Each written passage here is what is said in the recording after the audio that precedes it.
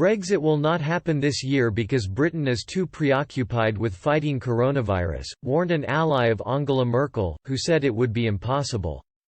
In a tweet on Thursday, the UK's chief Brexit negotiator David Frost insisted an extension would simply create even more uncertainty and leave the UK liable to pay more into the EU in the future.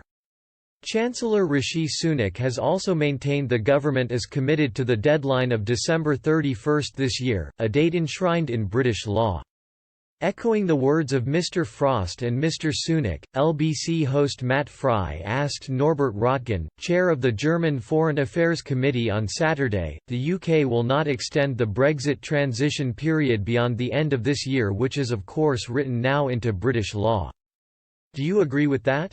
Or do you think that under the current economic circumstances, where we are all on our knees, it would be churlish not to extend the transition? The Seed, I think it is not a question of whether I agree. I do not believe it. It will be impossible. Britain is really hit hard by this crisis. Britain is really hit hard and is forced to focus on fighting the pandemic. There is no time to focus on this fundamental topic. So I think everybody will be forced to extend. And we should not make an ideology of that. Mr. Fry pressed the German politician, asking if he thought the British government's pledge to honour the Brexit timeline signalled they were not telling the truth on the issue. He said, "Are they not telling the truth? Are they ideologically misguided or what's going on?" Mr. Röttgen replied, "I simply do not believe it. And I think they know it."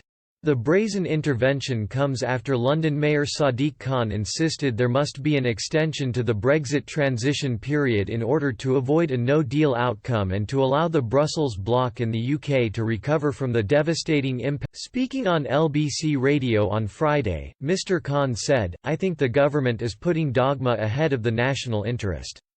I think no one anticipated when they voted for Brexit that the key negotiations would fall at a time when all governments are rightly focused on fighting a global pandemic.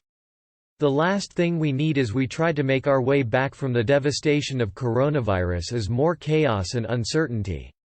I'd urge the government to put political ideology aside and pursue the pragmatic route. That means to get an extension so we and our European partners can focus on recovering from COVID-19, rather than also having to deal with a no-deal Brexit."